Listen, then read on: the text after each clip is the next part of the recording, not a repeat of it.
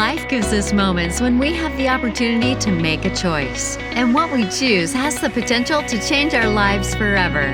Join us now for another inspired episode of The Breakthrough. And now, please welcome the creator and host of the show, Jessica Dugas.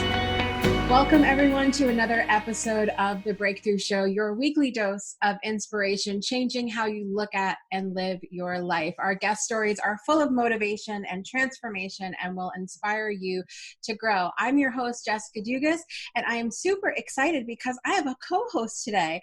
And you may remember him as a panelist from season 3 of The Breakthrough Show. He's a seer and fellow intuitive, working with his husband, Prophet Calvin Witcher, in their New Mind community, and so much more beyond that. Everyone, please welcome my friend Jeremy Witcher, fellow Aquarian, to the show. It's so good to be here with you, Jessica. Love it. Thank you so much for having me. Awesome. I'm excited to have you back because we always have such really good conversations, and I almost get afraid that we're gonna push 2 hours for the show every time. That's right. It's like, when does this end? No, but it's good. We enjoy the dialogue and the exploration. So. Yes, that's the Aquarian way right there. We have to go down all the rabbit holes and process all the things and talk about all the things. So it'll be a good time. So I wanted to, how have you been doing? You're getting ready to move at the time of this recording. We're in Texas at the present time of recording, and we are getting ready to move to Virginia. We're building a house there. So we started out on that side of the United States, and we've gone all the way to California, and we're working our way back. So lots of fun things happening. Full circle moment, as Oprah says. Right. That's right. It's exciting. And by the time this recording comes out, you all will probably be getting settled, and it'll be fun. So we'll definitely have to do an update later on for sure. Absolutely.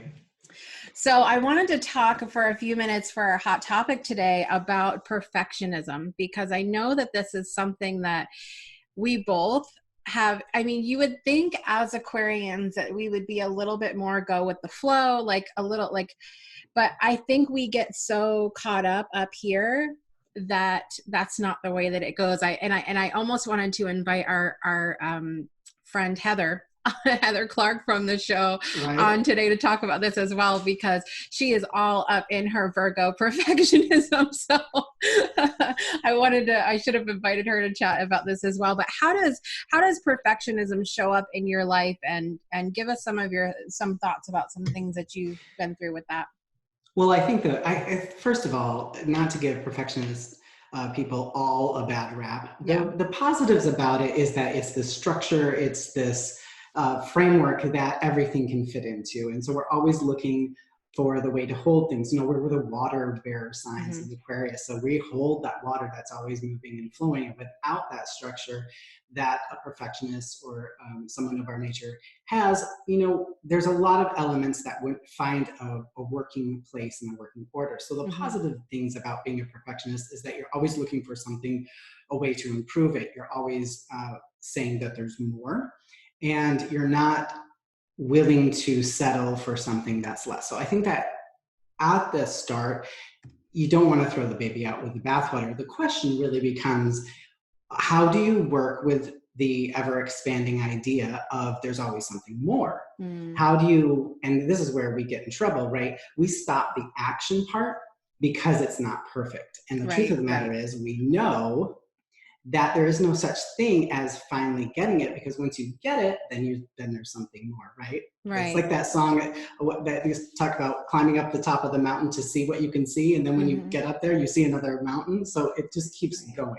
Yeah. So I think for perfectionists, we have had to come to grips with there is always going to be something more, and that's okay. But I want to throw this question back to you, because I think this is the fear of perfectionists. That if I don't keep pushing for it to be perfect, that somehow I'm dropping my standards or I'm being less. So there's this question that goes back and forth between is it quitting? Is it not doing my best? Or am I using perfectionism or it being perfect in order to hide and not move forward. So right. What are your thoughts on that? Well, I mean, I think it showed up in my life in that exact way. I noticed with myself that if I couldn't have things the way that I pictured in my mind that they should be, that I wouldn't move forward. Sometimes I wouldn't even get started because I was like, oh, there's no way I can achieve that, so why bother, kind of thing. But I feel like also at the same side, there's this other side of me that I have expectations, and I've always been sort of an optimist in that way, where there's been very few things that I've said, oh, it can't be this way. I will think in my head it can absolutely be that way, and sometimes that's to my detriment because I have a lot of expectations for how something should be, and I think in my mind, oh, of course it can be this way, right. And maybe it can, but that ends up putting a lot of pressure on other people. Yes. It puts a lot of pressure on the situation. And I sort of am at this place now where I think it's great to have expectations because I think it helps us to visualize what we want. But I think that we sort of have to find we have this idea that perfectionism is one thing. It's one idea, it's one way of being, but what we're really looking for, I think, is our own, what's perfect to us. And when we come into problems when we start projecting what's perfect to us onto other people. I think that's where the issue comes in. No, you hit the nail on the head because in my journey, I have done that very same thing, the projection of the expectations. And then I have been incredibly miserable as other people true to form, because they cannot get inside my head and know my expectations, they will fail me. And so then it's just a series of experiences that are a failure. And I'm saying that from the idealistic expectations that I have built into a situation or a relationship or a job. And that's very stunting. It's very hurtful to others. And I mean, there's just a lot of destruction in all of that versus saying, listen, I have high standards for myself. And also another thing, I find that I try not to do this now, but especially in the past, the expectations of other people sometimes were placed because I wasn't living up to my own expectations. Right. So I had to get it outside myself and blame them for what I wasn't living up to. And really taking that back and saying, listen, either you change the expectation or you be the thing that you are calling everyone else to be. And so it was a little bit of both, saying, well, I don't actually want to be that perfect or live up to that expectation. It's really hard. It's really hard on ourselves. But I am willing to do this, and really trying to achieve those things in myself. And then also having to go it's kind of like a death experience of the expectations externally. Like understand, like I want it to go this way, but I'm going to be okay. And really talk yourself through, like, I will be fine if and when that doesn't happen. And my response to it not happening is going to be nice. I'm going to be kind. I'm going to not, bite people's head off when they don't meet my expectations. So kind of going back and forth with the idea of changing the expectation, personally taking responsibility to live with the expectation, and then not, like you said, not projecting that out towards other people who frankly have their own expectations of what their life is going to be. And you probably aren't living up to their expectations. Right. In many ways, I'm sure. And I think one of the things that I've talked about before with having expectations of other people or circumstances, it's a great conversation to have with the people that you have relationships with in your life, and saying, look, this is what I envision this to be, and this is what my expectation is of it. Because I think that so much of the issue is not so much the expectation as it is that we're not having conversations about this. We're not saying, I'm not saying, if I say to you, Jeremy, we're going to do this show, and you show up whenever, and then I get mad because I didn't say, hey, like, can you come at this time? We're just not having enough of those conversations of saying to make it clear who we are, where we're going with this, and if you want to join along with me on this. Absolutely. Right. Absolutely. So there was one thing that has stood out back in my other life as a dancer. I had a teacher that told me, because I had everything going for me, the body and so many things that you can't create because I was born with. But the one thing that really stopped me from going any further was the fear of failure. And I remember the teacher saying to me, you're fine. You're just afraid to fall. You won't fall. I want you to fall. And I was like, I can't. I'm not going to fall. And for weeks, the experiment was to try to fall. And I really couldn't at that point. Now, since then, I have done lots of falling, in my life, lots of failures. And I remember that voice in my head saying, you must fall. Let yourself fall. So that idea of falling, failing, and being okay, getting back up and doing it again has been a huge idea in my life to become comfortable, which is very hard for a perfectionist to do, with failing. But what it allows you to do, and I saw this with other people who would be performing, I was like, how do you get out there and do all that stuff? They didn't care about failure. If they fell, they got back up and they did it again. And it allowed them to move into actually going into dancing as a profession or expanding into other areas of their life, because they got used to failure was not such a big failure anymore. It was just a part of the process of perfecting their craft. And so that was really a big lesson for me to say, hey, listen, you gotta fall. Go fall and be okay with it. And you're gonna live through it. And then you get back up and you do it again, and you will get better. You will get better. Yeah. I see all the time, I know you're a parent and I'm a parent, so we can kind of relate to this a little bit. This meme on Facebook was going around for a while about, could you imagine if, a baby, as they're learning to walk, like the first time that they fell, if they said, oh, I'm not doing that again. Absolutely. They would never get anywhere. And so I think you're right. We have to not be afraid to fall and fail. And, we've had several guests on the show talking about failure before, and it's something that we just have to learn, I think, not to be afraid of. And when we can do that, I think we start to release this idea that everything has to be perfect, and we become less afraid as time goes on to move forward and not be afraid. So I think we've talked about so many great things, and thank you for chiming in. It feels good not to be alone when we're talking about perfectionism.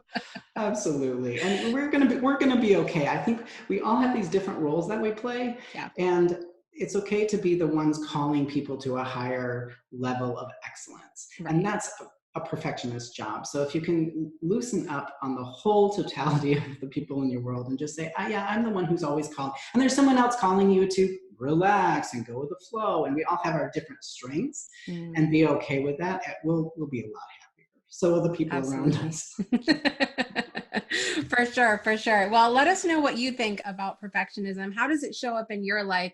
And send us an email at jessica@thebreakthroughshow.com. And we'll be right back in just a minute with our guest for today. We hope you've been enjoying The Breakthrough Show. If you're someone who is an inspirational entertainer or has an incredible story of breakthrough, we want to hear from you and maybe even have you on the show.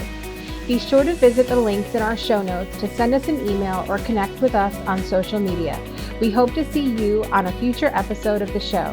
And now back to The Breakthrough. Welcome back to The Breakthrough Show. I'm here with my guest, my co-host today, Jeremy Wisher, and we're welcoming a special guest today who is an inner beauty cultivator, teaching us to claim our confidence, brand our beauty, and learn the art of visual conversation. Everyone, please welcome to the show our new friend, Marie Martin. Marie, welcome. Thank you. Thank you for having me. I'm so excited. We were just talking about before the show that Jeremy didn't get the "we were wearing black today" memo, and so Jeremy is going to be our like a beautiful flower centerpiece that gets all. Well, we're just going to go and work with the imperfection here, since we were talking about that. So that's right. There we go. That's right. Marie, I'm so excited to finally have you on the show and get to learn a little bit about you and your story. And I would love for you to share everybody first a little bit about you and where you're at in the world, what you do. I am, as you said, an inner beauty cultivator. I am physically located in the greater uh, Metro Detroit area, and this area is like really cool. It's coming back alive, which has been really cool to witness. But as far as what I do in the world is I enjoy helping women really claim their sacred style. That's like my own terminology, but it's using fashion to express themselves in such a way that it actually brings healing to their experience and their life by being able to say, this is who I am. It's a deliberate step in the direction of who they are on the inside. And it's a truly beautiful thing. I love that. We need that in the world. I think there's a lot of the issues that we have in the world, I think, can come down to confidence or lack thereof. And so I think what you're doing is amazing. And especially with women getting us to feel good about who we are and the shape we are, and all of that fun stuff. So I'm really glad that you're here today. I would love to talk about, now when we were talking about you being on the show, you talk to us about a blog that you had written called I Am Pretty. And I literally, I'm going to be honest with you, I cried. I cried reading that because it's something that I've really struggled with in my own life. Take us back to as you were growing up and before really you having your breakthrough moment and some of the things that you struggled with. Oh my goodness. So I have to go back to when I was really, really super young. I was the favorite and I was an absolute spoiled brat. And I mean, I was spoiled. My first experience with love was my eldest brother, and he loved me unconditionally. And then all of a sudden, my protector and my big teddy bear went away. He was kicked out of our house. And so I went from being the absolute favorite to being the absolute opposite of that because I was so spoiled. And I was really like pushy and mean and pokey and biting people and all that kind of stuff. So I had this culture shock in my life and I didn't know what it was. And it was at a really, really young age. So I didn't know how to deal with that or cope with that. So I ended up developing this idea of self through how I was treated with scorn.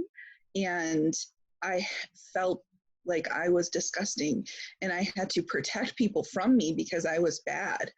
And this ended up with me pushing people away. And I had the nickname of the bitch when I was in high school because I was so volatile with my words. So when I was in high school, I started to develop, obviously. I mean, we all go through that period. And I realized I could get attention with my physical attributes. So I would wear things that were either really physically tight, and as a very large busted woman, it didn't really matter what I would buy. I would always show a lot of cleavage. So that became part of my identity. So I took on this like sluttiness, if you will.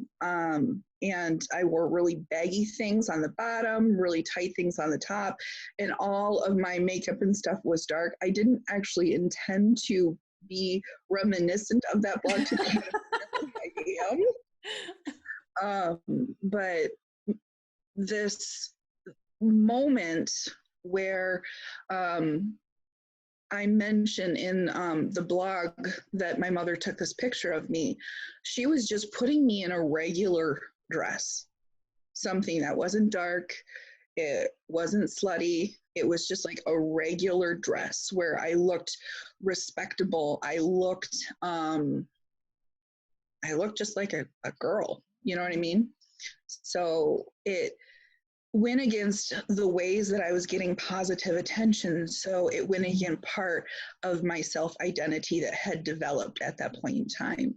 So when I saw myself in that picture, I was seeing those things that I didn't like about myself reflected back directly towards me, like instantaneously, because it's a picture. And it was really painful to see that stuff in myself. So I don't know how to put it any other way other than to say I was seeing myself through my emotions. I was interpreting how I looked through how I saw myself.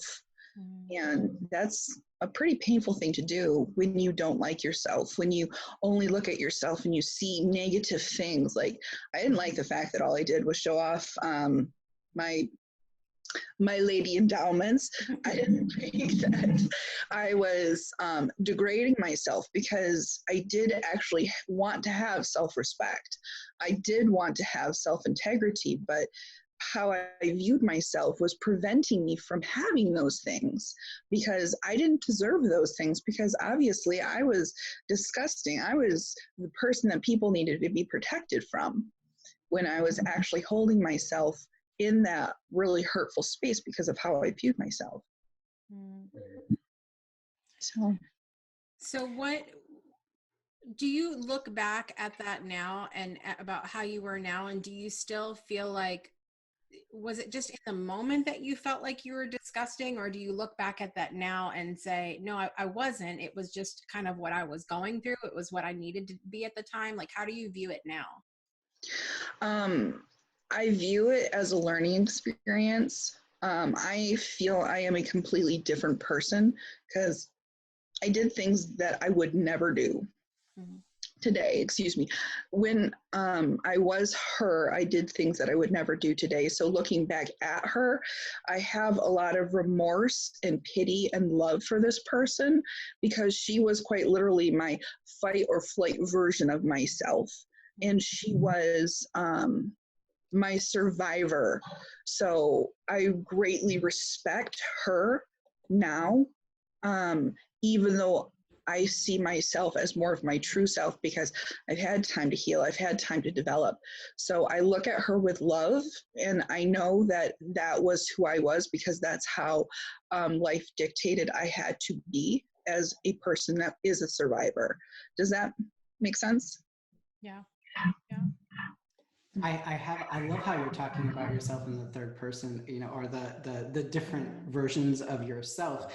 And I was just having a conversation with my son, who's adopted and has been through a lot of hard things. And he was sharing with me that this just happened last week, where he got a hug from his father and a kiss. And then they were at a restaurant, and they were going out on a little, date. And then he went to the bathroom and he punched himself in the face, because he said, I don't feel like I deserved that love. He had been struggling with some things previous weeks and been doing some ugly acting out, and just working with himself and saying, and I'm pushing that out, because right now he's very much, it's not a separate thing from him, or he hasn't developed past that. So this goes into so many different areas with people who aren't accepting themselves. What were some of the steps on your journey to get to where you are right now? The big thing is I had to acknowledge that I had rage, I had anger, and those emotions, for a long time, I saw them as dirty and as negative, because I had to be the protector. But once I started to realize that those were actually self-defense mechanisms, and it was okay to have those emotions because they weren't necessarily bad, they were honest emotions, I was able to start going into them and experiencing them. And my particular belief, because of how I've experienced my life, is emotions don't go away. They just get buried. So you have to acknowledge them. You have to go through them. You have to do it in a way that is safe for you. And for me, that's at nighttime in bed. And I have a dream place that I go. It's my island. And it's safe for me there. So I go and I go through all my stuff there. So one of my steps was finding this island in my head and making it as visually as safe as possible. At one point in time, I didn't allow any other beings to be there, but now I have like animals and bunnies and stuff like that. It's got an ecosystem. And that was, as I developed, so did this place. It was really interesting to see in my head how I would allow other things into my safe space once I started to feel safe. But I remember sitting when I was in Texas, sitting at a stoplight, yelling at myself in the mirror because I needed to let this rage out.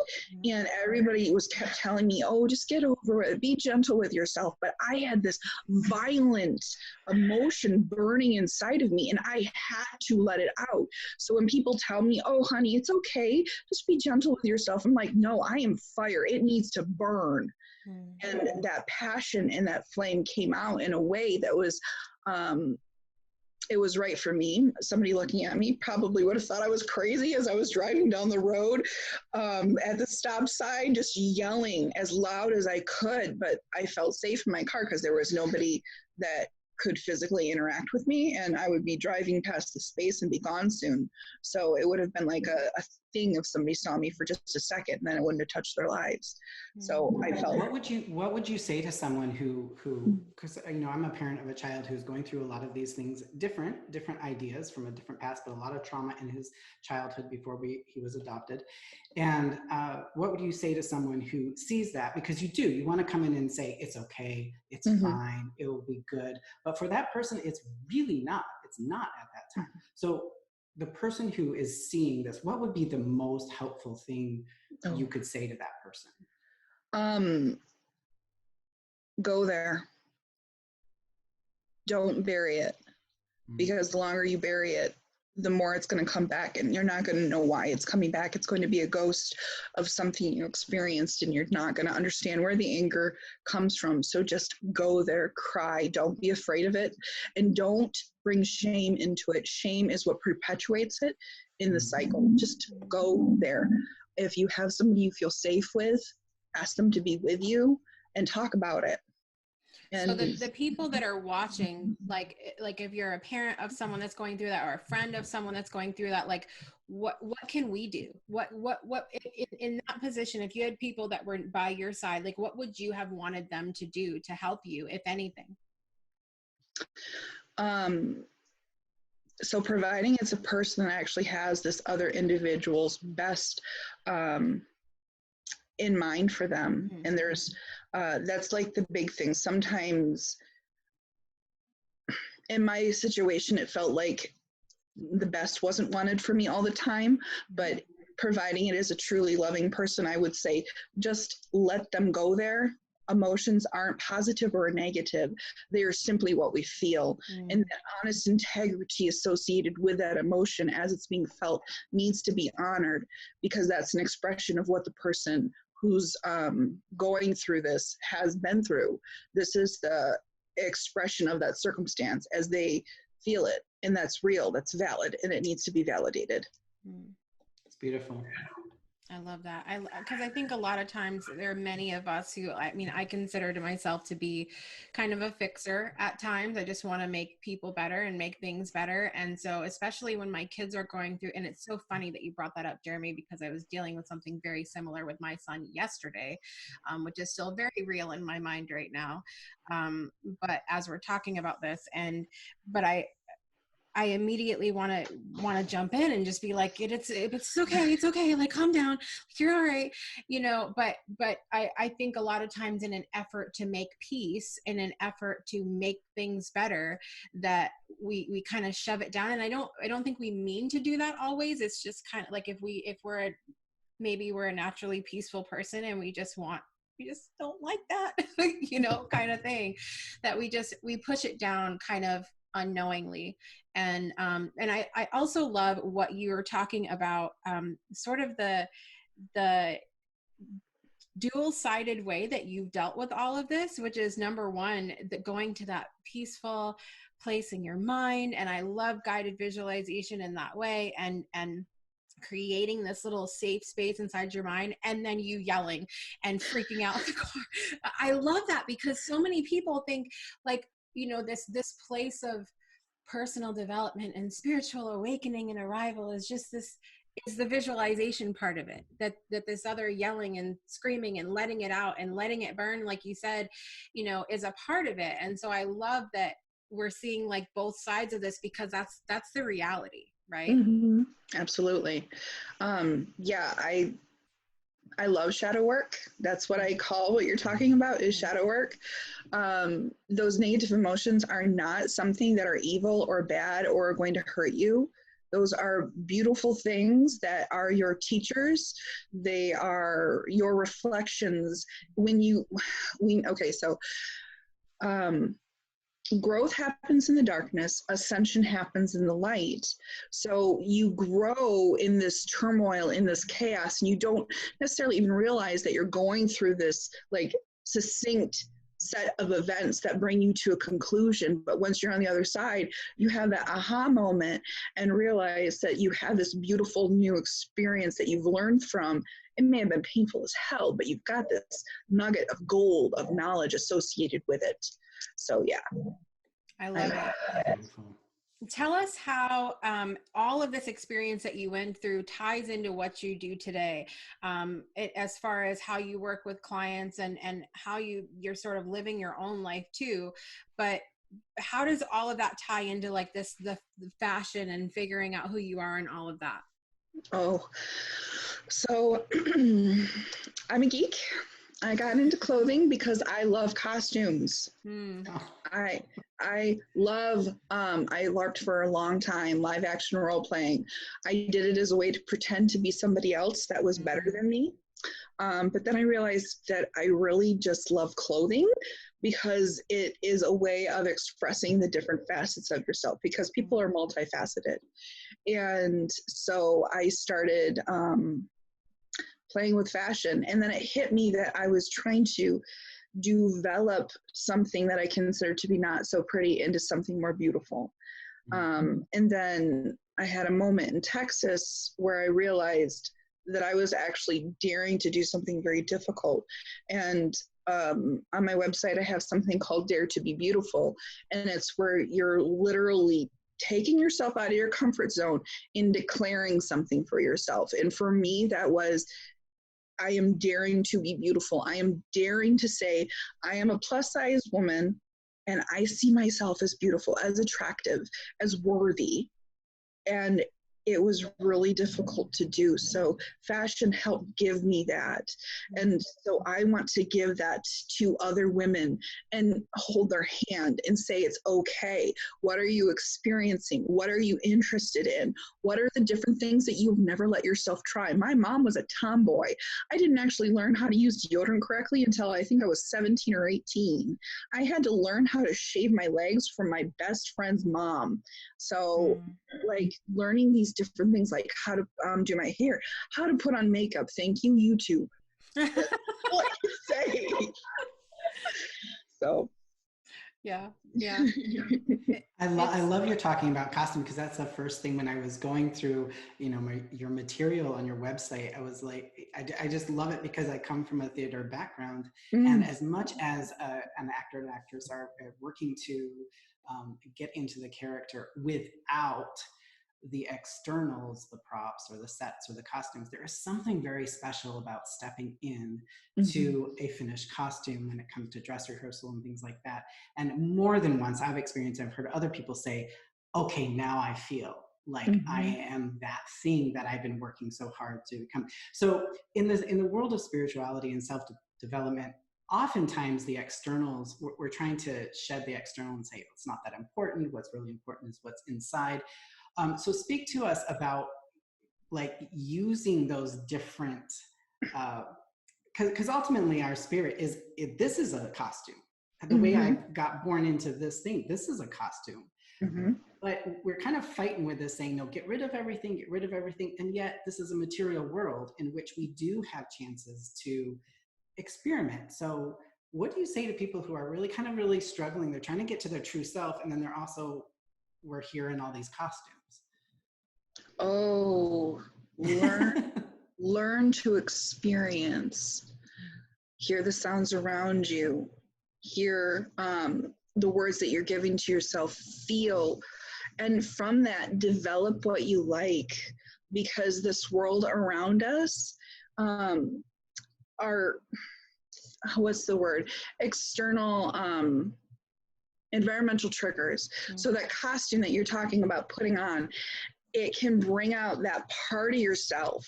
You can actually psychologically train yourself to use costumes to bring out parts of your personality as an environmental trigger. So when I put on, I've got a set of dresses that are 1950s inspired. When I put on those dresses, I am far more ladylike. Then again, I've got my rockabilly inspired stuff in my closet as well. When I put those on, I'm sassy. I'm totally sassy. But I have my signature thing that makes me feel good no matter what, and that's my red lipstick. So I love very vivid pops of lipstick. So I've learned that these different pieces can bring out the spirit inside of me when I allow myself to experience what those things mean to me. So the red lipstick to me means I'm daring to be beautiful. The rockabilly says it's okay because I can be a little sassy too. And it's me giving myself permission to put that skin on. That's great. It's great. I love it. We were talking about that a little bit before the show, Jeremy and I, because I've had a little rebrand with the show for this season, and I had to kind of decide, like, how do I want to sort of relook myself too.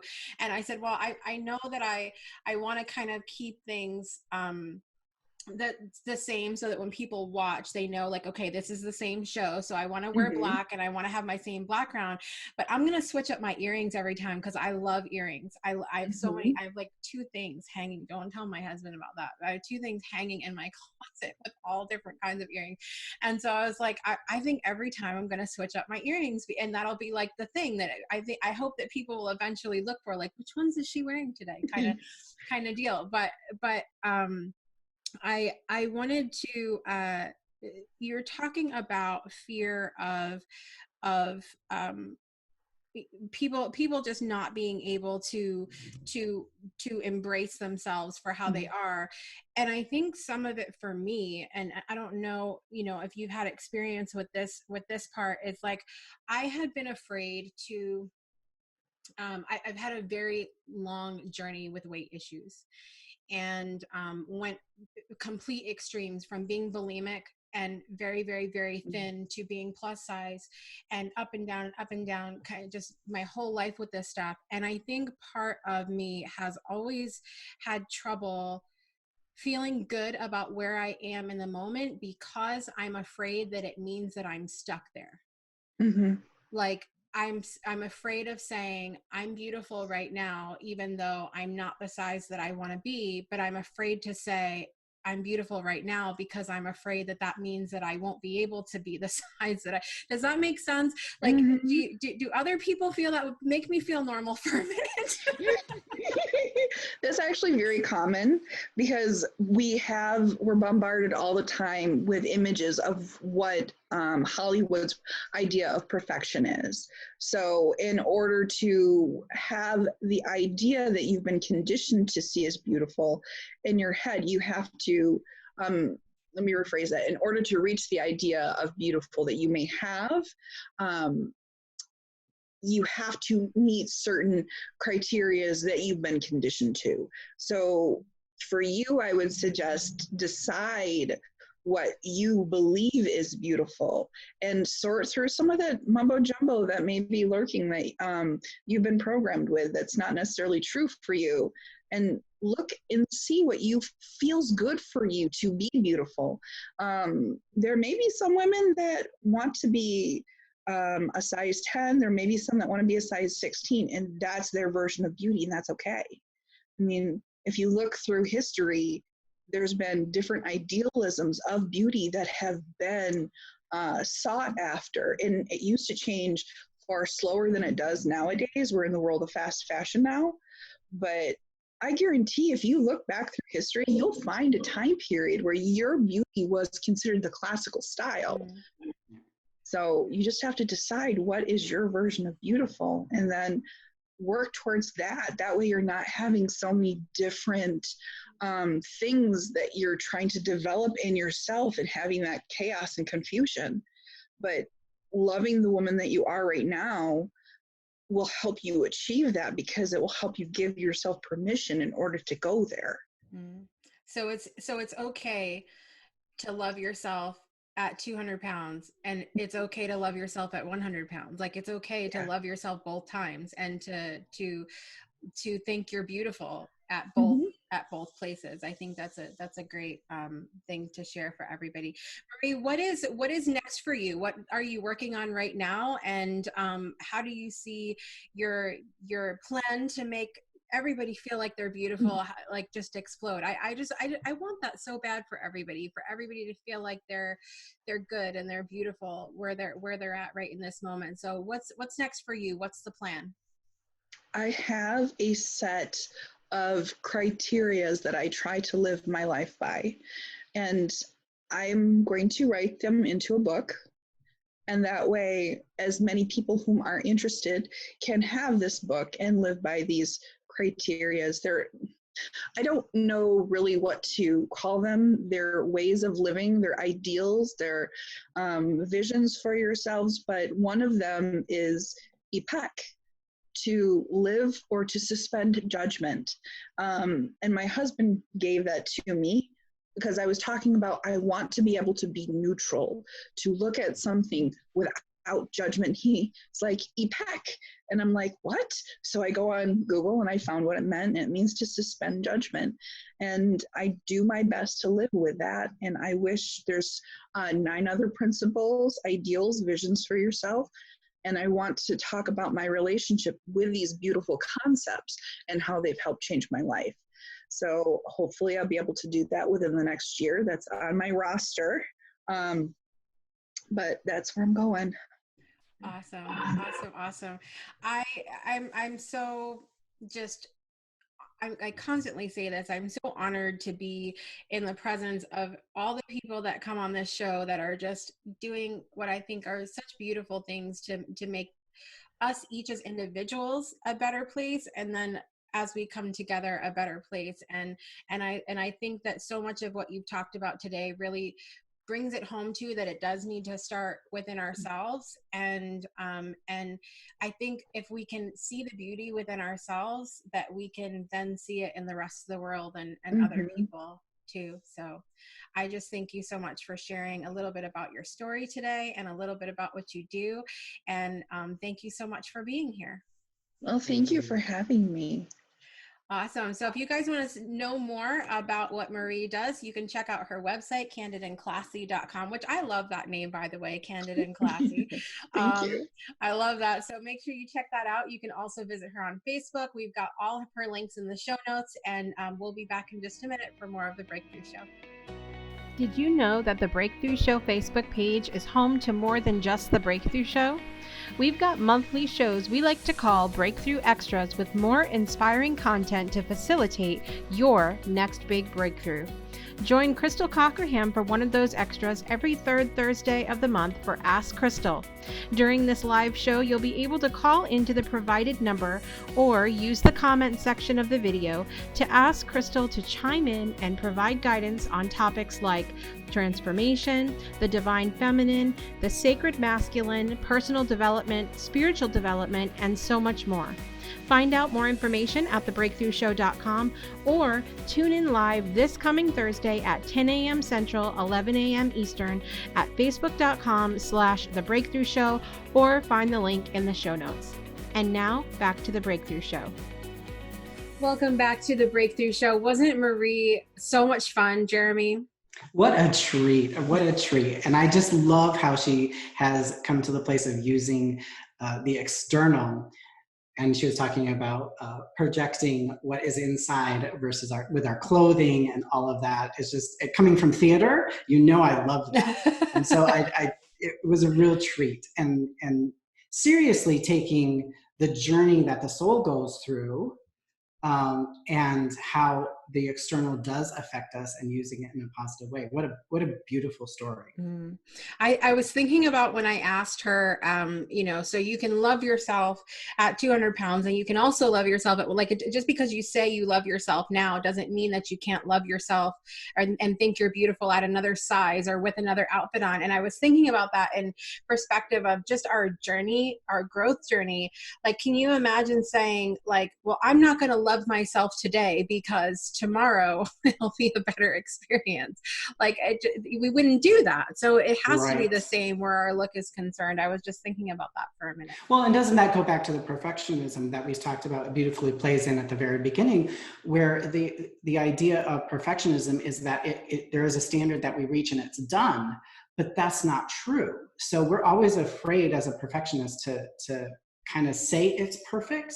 We always have to be moving on because that means that there's nothing more, but there's always something more. So in that vein, I can learn to love the thing that isn't my quite ideal. And then I keep working on what I want. And our guest just did a beautiful job and does a beautiful job teaching people how to work with where they are and then move into something that might be a little dangerous or new or exciting or different. And it's very powerful.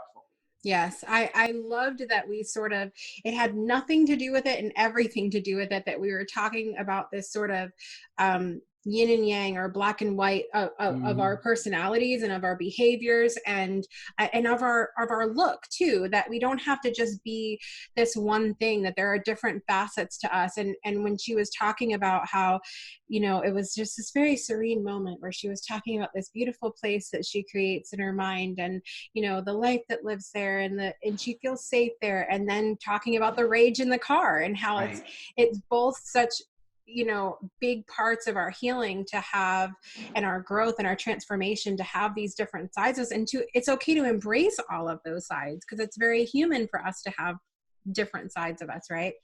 And did you hear that when she was talking about that space that was wonderful and great, did you catch the fact that she was building like that first, that she didn't allow the animals in or the other things, but over time she has developed it. And I think that's the point. I mean, we want to be able to develop new and better versions of ourselves. And however we get to express that, being able to be okay with the journey and the steps that we take and loving each moment as we go along versus always waiting for the destination.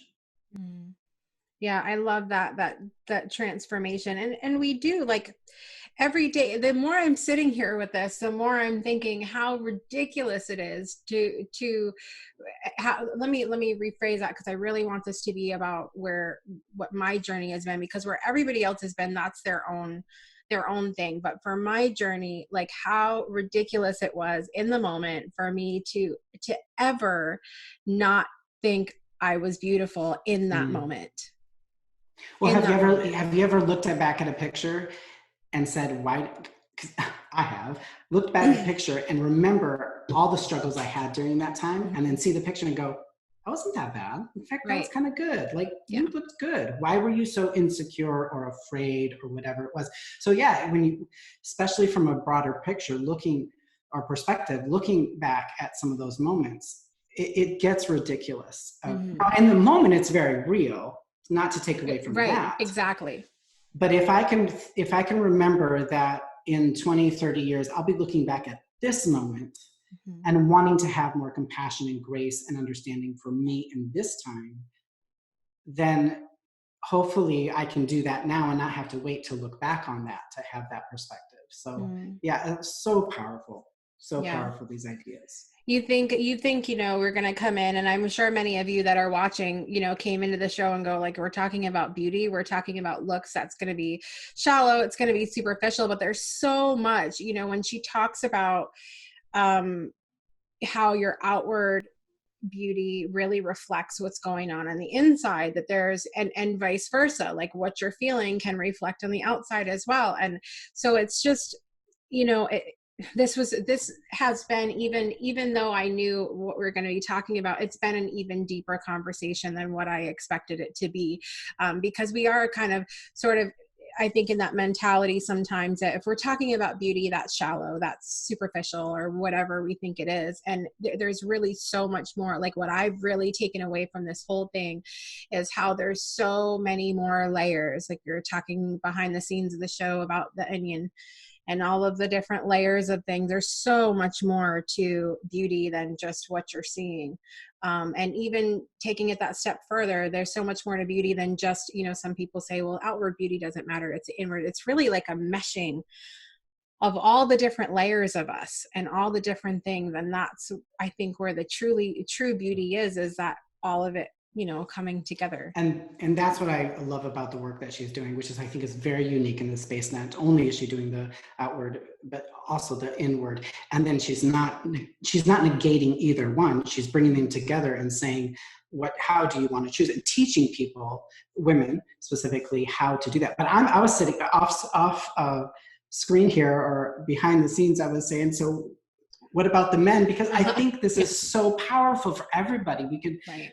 And while she's dealing with the women and doing great work in that, so much for all of us to learn in the way that she's coming at it. So it's been a really pleasure and a great experience to hear her and her story.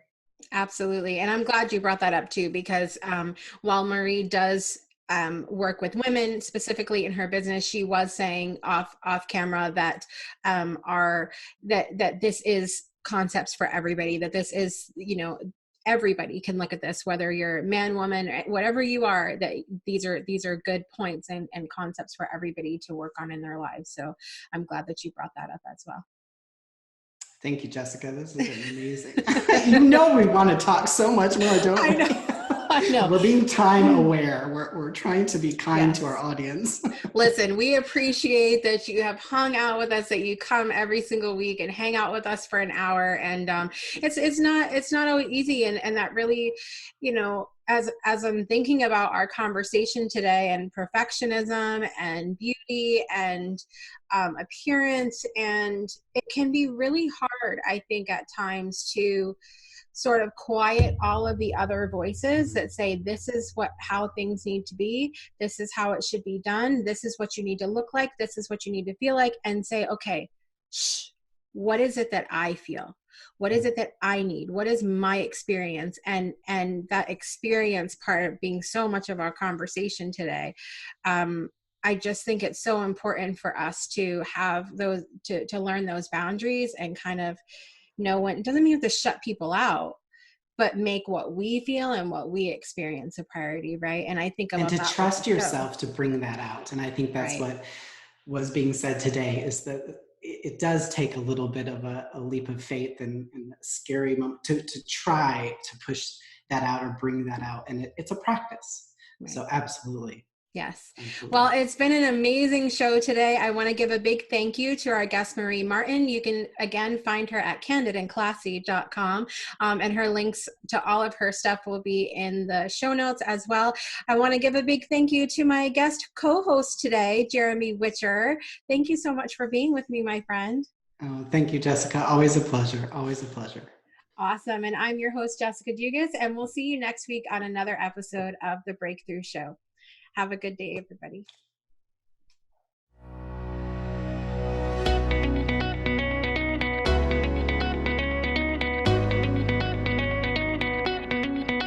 Thanks for tuning in to another episode of The Breakthrough. Please visit our website at www.thebreakthroughshow.com. And be sure to join our After the Breakthrough community powered by Patreon. We look forward to seeing you next week. Same time, same place for another inspiring episode.